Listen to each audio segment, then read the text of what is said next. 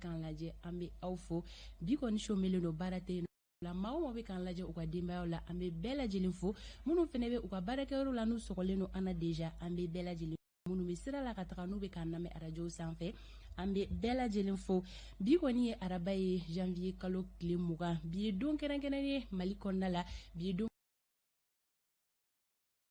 kɛrɛnkɛrɛnnen ye mali finitigilakaw tɔgɔ la fɛn min kɔni ye mali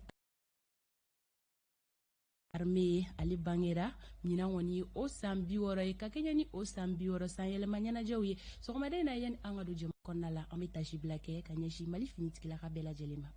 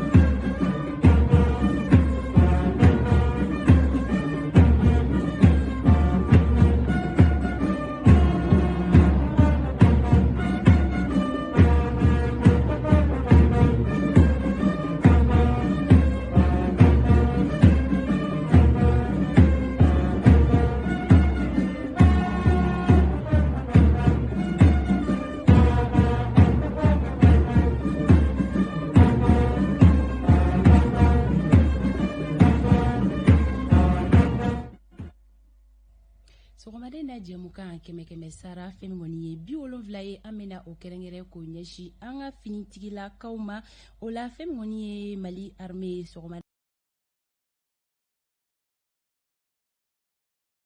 na isa kabasiri bɛ an bɛna ɲɔgɔn lasɔrɔ décryptage kɛnɛ kun jumɛn de la mali armée ale kɔni bangera ani 61 ka sɔrɔ la mali yɛrɛ ye a ka yɛrɛma hɔrɔnya ta o kɛra septembre kalo tile 22 san 1960 ani 60 fɛn min kɔni isa kaba ye a bɛna ka na mali finitigilakaw ka tarikuw ka a da don la ka se ka ɲɛfɔli kɛ min b'a to bɛɛ lajɛlen bɛ faamuyali ɲuman sɔrɔ nɛgɛjuru sira fɛ sɔgɔmada in na aw ni an baarakɛ ɲɔgɔn Kasim Tarawele bɛna ka bɔ radio Kiledu la a bɛna ka na hakilinata di mali armée kan anw ka don fɔli duman sɔgɔmada in na o bɛ Jɛnɛba Sek bolo anw ni Dunka ale bɛna ɲɔgɔn lasɔrɔ ale min yɛrɛ ye communicateur ye ale Imam Mamudu Diko ka kunnafoni lasela ye a bɛna ka na ɲɛfɔli kɛ Imam Mamudu Diko a kun tagara tagama min na a seginne ka na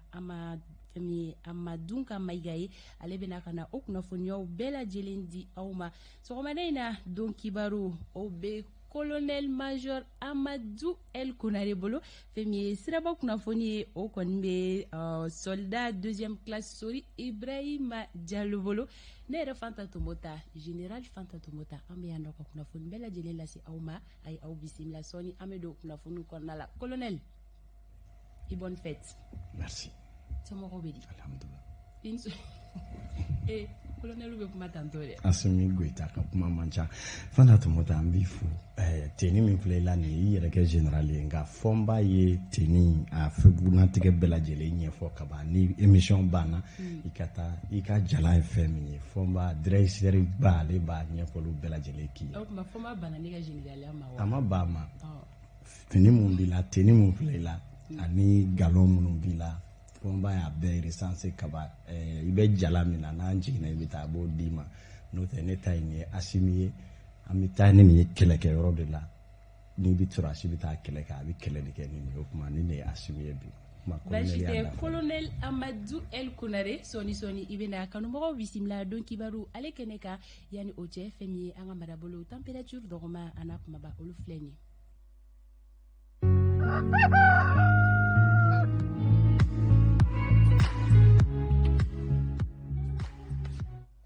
An ka marabolo na kaikaw olu wulila ni nɛnɛ degere 17 ye nka ni tile kɔrɔtara fɛn min kɔni ye olu ka température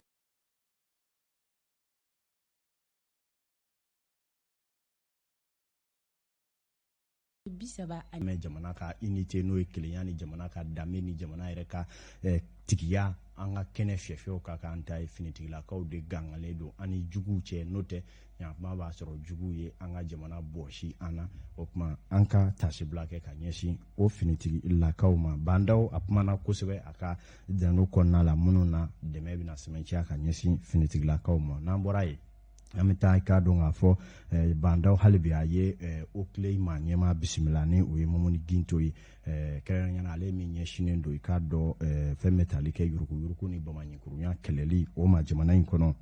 a n'o kɔni ye ɲɔgɔn ye kɛ a yɛrɛ jabala la ɲɔgɔn ye min kɔnɔna la u bɔlen kɔfɛ Mamuni Ginto y'a sɛmɛnciya k'a fɔ ko a taara o tile ka baaraw sɛbɛkɔrɔ ɲɛfɔ bandaw y'a sigira cogo min na u bɛ baara minnu kɛ u ka baaraw kɔnɔ gɛlɛya jumɛnw bɛ baara ninnu kɔnɔ ani fɛɛrɛ jumɛnw mana sigi sen kan o gɛlɛya dɔw bɛ se ka wuli waasa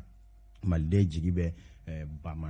jiya nafolo buruja nasiratigɛ min kan o bɛ se ka ban cogo min na o kuma ko bandaw ye kuma ninnu lamɛn ni lamɛncogo ɲuman ye wa a ye layidu jɔnjɔn di k'a fɔ wulikajɔ ni fɛɛrɛ bɛɛ lajɛlen bɛna kɛ olu jamana ɲɛmaaw bɛ se ka yuruguyurugu kɛlɛli dɛmɛ fɛn o fɛn kɛ n'a bɛ taa ni jamana ka sariya ye u bɛ n'o kɛ o tile ma k'u hakili latigɛ o la k'a fɔ yuruguyurugu kɛlɛli o ye ale bandaw hamina ko fɔlɔba ye Mamuni Ginto kɔni y'a jira o ye nisɔndiyakoba ye ale bolo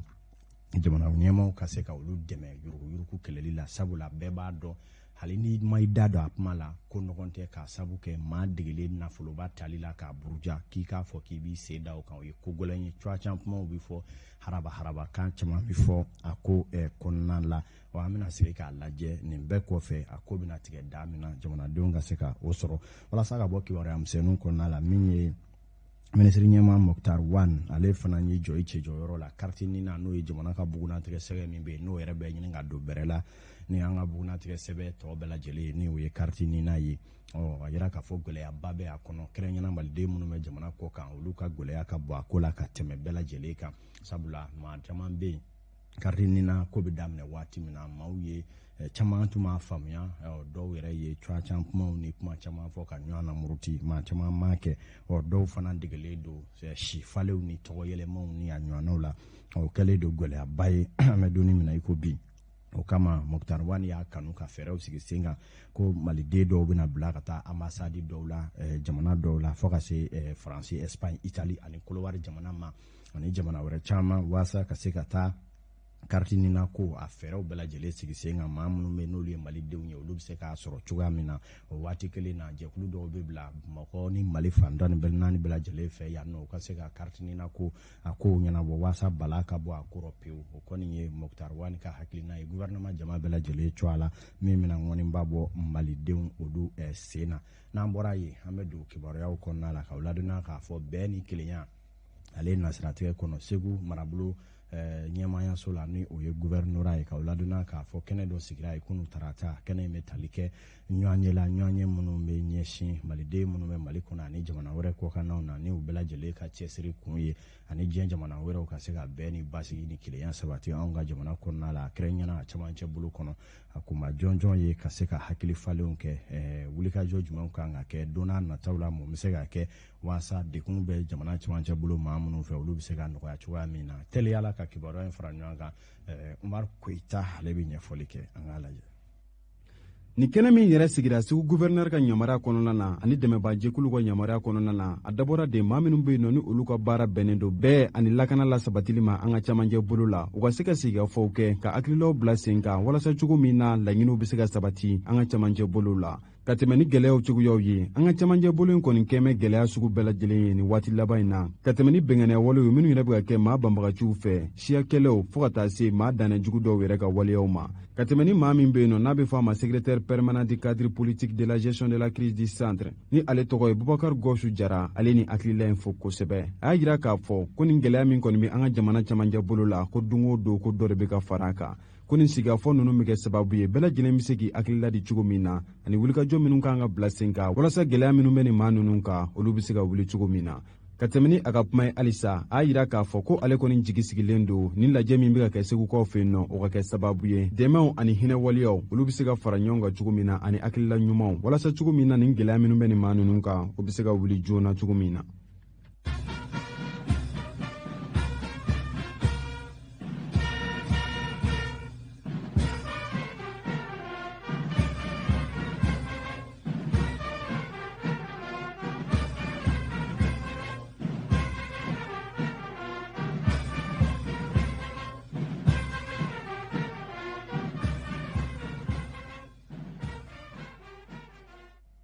tabarikala an bɛ to kibaruyaw kɔnɔna la hali bi ni a ka bi an bɛ taa Tɔnbɔkutukaw fɛ yen a ladɔnniya k'a fɔ cɛbakura min bɛ yen ni o ɲɛsinnen don Tɔnbɔkutu ale yɛrɛ lakanadaga ɲɛmaaya ko ma ni o bɛ wele ko nouveau commandant des zones et chef secteur 3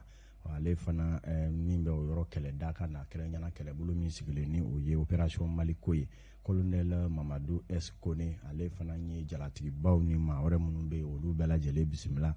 ni ka ɲɔgɔn ye kɛ ni olu ye finitigi fɛn o fɛn bɛ lakanako nasaratigɛ la ani minnu bɛ ni hali ni finitigiw tɛ nka n'u bɛ ni finitigiw jɛɲɔgɔnya b'u ni ɲɔgɔn cɛ lakanako sira fɛ n'u bɛɛ lajɛlen hakili falen kɛ hakili falen minnu kɔni na u y'a daminɛ kabi kalo tile 15 ka se tile 18 ma na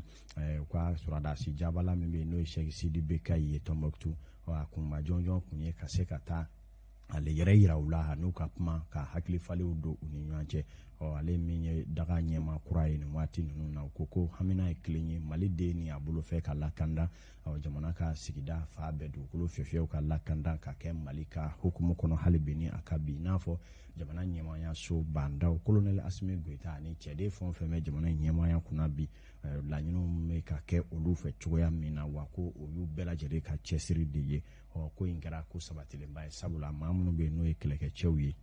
olu caman y'a jira k'a fɔ nin bɛ olu tɔ fari foni ni k'u galabu kɛnɛya hali bi ni a ka bi u ka baaraw kɔnɔna la ni an bɔra yen nɔ an bɛ se ka na Mɔpti teliya la Mɔptikaw fɛ yen fana kɛnɛ dɔ fana sigira yen nɔ kɛnɛ min bɛ yen ni o bɛ tali kɛ jamana yɛrɛ mara cogo ɲuman kɛcogo la i n'a fɔ laɲiniw bɛ cogo min na kabi bɛɛ jɛ fanga nana cadre kɔnɔna la min ye jɛkulu dɔw bɛ yen ni a bɛ wele ko cadre d'interpellation olu kɔni ye baara dɔ sigi sen kan baara min bɛ yen ni Mɔpti maaba caman ye ɲɔgɔn sɔrɔ a kɛnɛ kan n'o ye marabolo yɛrɛ ɲɛmaaw ye ka taa se cakɛdaw ni dɛmɛma jɛkulu fɛn o fɛn bɛ yen olu bɛɛ lajɛlen ni jamana ka cakɛlaw kɛrɛnkɛrɛnnenya yen nɔ mun b'a to ni hakili falenw mara cogoya ɲuman ni fɛɛrɛ jɔnjɔnw bɛ se ka sabati baara ninnu kɔni ɲɛnamaya na o kadiriya kɔnɔna la kun yɛrɛ kun ye gɛlɛya minnu kɔni bɛ yen n'olu bɛ jamana yɛrɛ ka sigida juguma jɔsi jɔnjɔn yiriwali baaraw balan don olu la ka kuma olu kan Mɔpti mara jɔ a la waasa fɛɛrɛw ka tigɛ olu la don n'a nataw la waasa an ka Mɔpti kibaruya sɔrɔ renouveau ye mɔnɔ bɔ ka bolo kura bɔ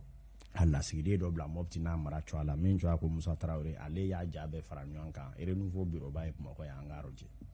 ka fɔ min kofɔlen filɛ nin ye ni a dayɛlɛla Mɔptikaw fɛ yen nɔ a hakilina o taara kulu fɛ kulu min bɛ marabolo kɔnɔna na ni a ka baara ɲɛsinnen don ka se ka ɲɛjɔ kɛ ka ɲɛsin forobacɛw ma ale ni kɛnyɛrɛye tigilamɔgɔw ka cadow ma ni o bɛ tali kɛ hôpital Somina Dolo ale ka baarakɛtaw kan ale ni lycée 2 minnu bɛ Sewale ani Mɔpti ni o ye lycée Amadou Diko ye ale ni lycée moderne min bɛ Mɔptikaw fɛ yen nɔ laɲini ye fɛn min ye sa o de ye nin baarabolodalen ninnu kɔnɔna na ka bɔ nin kulu ninnu fan fɛ gɛlɛya kumaba minnu sɔrɔla baaraw la ka se ka kimɛli kɛ ka ɲɛsin olu ma baara min bɛ don hakilinata min kɔnɔna na o de ye san 5 baara bolodalen u fɛ u bɛ min wele nanzarakan na ko Pegasen ni o ye baara bolodalen ye min bɛ kɛ sababu ye mara kɛcogo ɲuman u ka se ka lawaleya baarada damadɔ bɛ an ka Mɔpti mara in na n'o ye dɔgɔtɔrɔso ye gɛlɛya minnu bɛ dɔgɔtɔrɔso la ani an ka kalankɛyɔrɔ i n'a fɔ lycée bawo lycée ninnu tɛ fitinin ye kalanko la parce que n'i bɔra lycée de la i bɛ taa université la donc échelon min don a ka ɲi kosɛbɛ mɔgɔw ka maninfin ka kalanko la bon n'o ko ma labɛn n'i taara ɲɛfɛ a bɛ kɛ fiɲɛ ye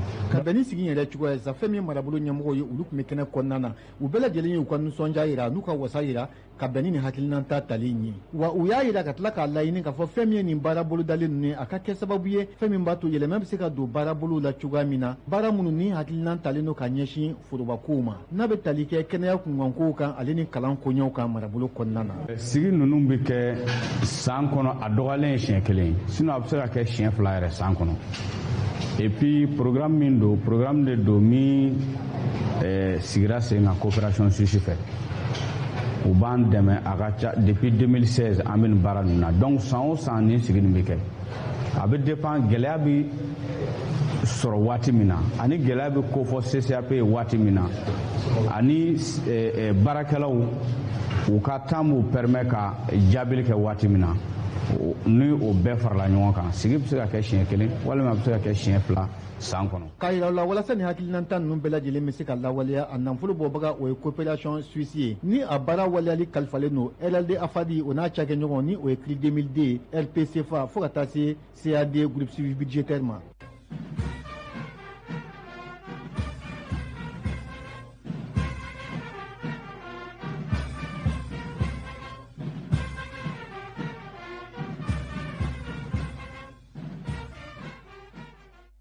tabarikala fanda tomota an bɛ kibaruya ta ko fɔlɔ sosoro yan kan yan'an ka bɔ an y'a kanu ka bi kɛ don kɛrɛnkɛrɛnnen ka ɲɛsin finitigilakaw ma anw fana ka niveau la bɛɛ n'i jɔyɔrɔ don ka daminɛ colonel major bandaw la colonel Asimi Goita fo ka se min ye colonel Maliki Diaw colonel Sadio Kamara colonel Ismaël Wage commandant Sise ale bɛ yen colonel fɛn o fɛn bɛ yen colonel Modibo Kone ani colonel major min ye Samu Mɛnkɔrɔ Jakite k'a fɔ colonel bɛɛ lajɛlen ye bi ko u bɛɛ ni sɔgɔma k'an bɛ gardabu la bɛɛ n'i ka colonel marifatigiw bɛ yen colonel microtigiw bɛ yen renouveau matin bɛɛ ka jalabira i ma Fanta Tumota ko ale ye général Fanta Tumota ye bi ne ye colonel Asimi Goita kaba ye jumɛn ko kaba kaba na kuma masini kaba na soni ko kaba ye bandaw an bɛ taa ɲɛfɛ ko bandaw ka bisimila an bɛ taa ɲɛfɛ Fanta Tumota ka foli kɛrɛnkɛrɛnnen kɛ halisa a ka tasibila kɛ ka ɲɛsin Mali finitigila ka bɛɛ lajɛlen ma sabula bi ye don kɛrɛnkɛrɛnnen u tɔgɔ la an bɛ dugawu don kɛ min ye Mali finitigi minnu bɛ yen nɔ ni olu kɔni tora fasoko la an bɛ tasibila kɛ ka ɲɛsin u bɛɛ lajɛlen ma sisan an bɛ taga Sori Ibrahima Diallo fanfɛla la sɔgɔmada in na taa ni ka segin bɛ cogo di hali n'o y'a sɔrɔ la baara kɔni o tɛ ka kɛ bi yalima an ka sirabaw bɛ lahalaya jumɛn na taa ni ka segin yɛrɛ bɛ cogo di fɛn min kɔni ye soldat deuxième classe Sori Ibrahima Diallo ale bɛna siraba kunnafoniya di aw ma.